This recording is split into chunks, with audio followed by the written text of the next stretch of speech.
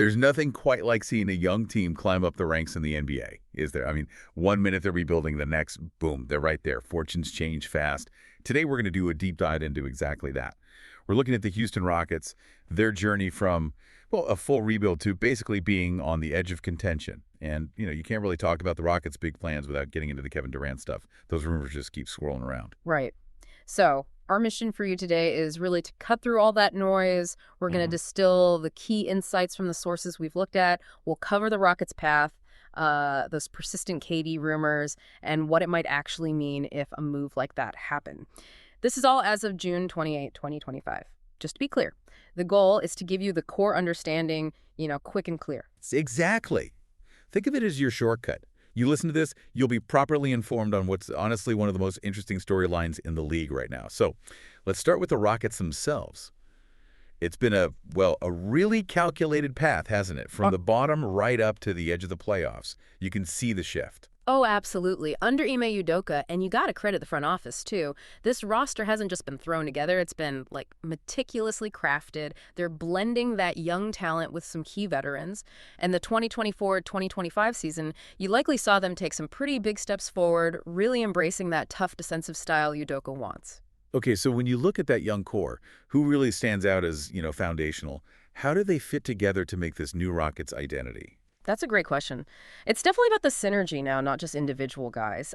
Take Alperen Sengun. He's not just a center. He's like this offensive hub in the post. His playmaking, it's rare for a big man.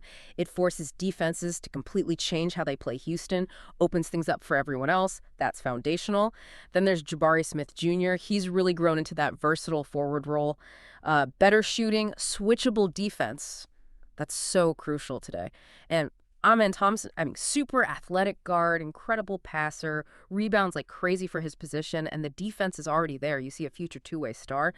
Those three especially, they just offer this really interesting mix of skills that seem to work well together. And you've also got guys like Tari Eason bringing that energy, that defense, and Reed Shepherd, the recent draft pick, potentially adding shooting depth in the backcourt. But it's not just the young guys driving this, right? The veterans were key. Totally essential. Dylan Brooks, particularly, he's been the template for the younger players. That intensity on defense, the leadership, even just embracing his specific role, that sets a standard. It shows the young core what winning basketball looks like. And we can't forget Jalen Green. Yeah, there have been some trade rumors here and there, but his development, his scoring punch, that's still a major factor for their ceiling. He's definitely part of the plan. Right, so the typical starting five looks like Sengun, Smith Jr., Thompson, Green, and Brooks. Obviously, injuries, matchups, things can change that. Maybe Eason steps in sometimes, but that's the main group.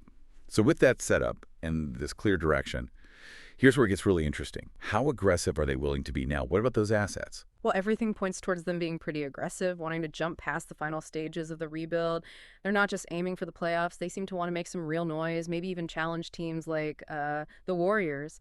And this is where those draft picks come in. All those picks they gathered, especially the unprotected firsts from Brooklyn, from the Harden deal, those are massive assets. Huge leverage for building the roster or, making a massive trade. And yeah, that pile of assets is exactly what fuels all the talk, all the whispers.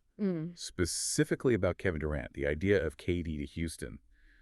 It just won't go away, will it? Nope. It's remarkably persistent. And just to set the stage, as of our report date, June 28, 2025, KD is still with the Phoenix Suns, playing alongside Booker and Beal.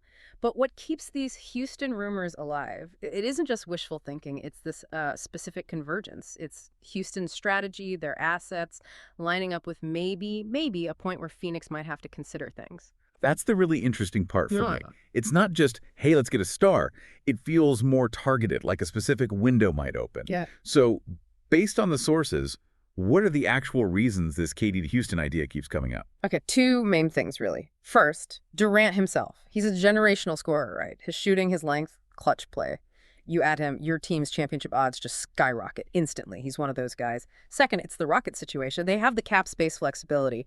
And crucially, they have that war chest of draft picks we talked about, those Nets picks especially.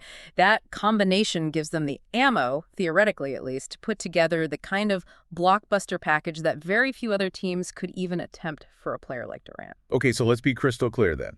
Despite all the smoke, all the talk, did Kevin Durant get traded to the Rockets? No. Plain and simple.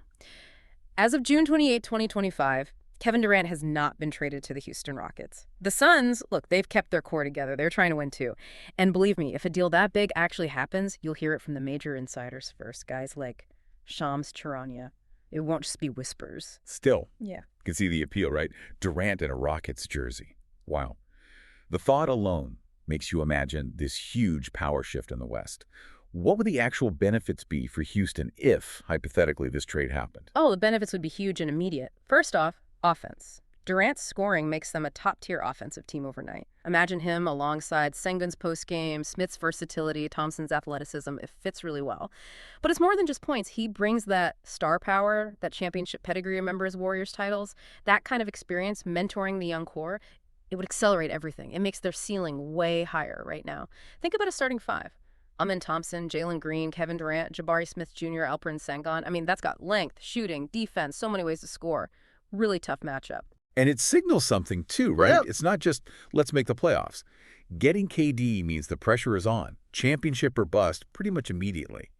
But that kind of immediate jump, it comes with a massive price tag, doesn't it? What would Houston realistically have to give up? Oh, substantial. Absolutely substantial. You're talking significant draft capital, likely a lot of those valuable Brooklyn picks. And probably some of their young players too, though you'd assume they'd fight hard to keep Sengun, Smith, and Thompson. And then there's Durant's contract, his max deal. So yeah, it's a huge gamble. A calculated risk, definitely. Do you push all your chips in now, or do you stick with the slower, maybe more sustainable build? That's the question. You know, all this constant KD news and just NBA trade buzz in general, it really does show how much star players drive everything in the league today.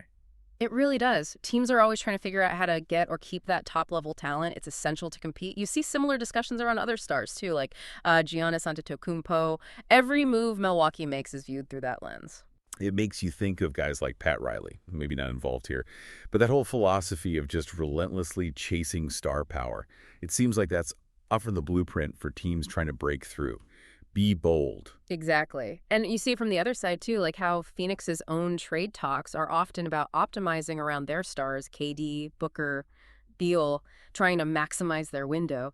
It's the central challenge for so many front offices. Okay, so let's wrap this up. To summarize, the Houston Rockets have made it pretty clear they're done with the label rebuilding. They've put together this really interesting roster built around Sengun, Smith Jr., Amen Thompson.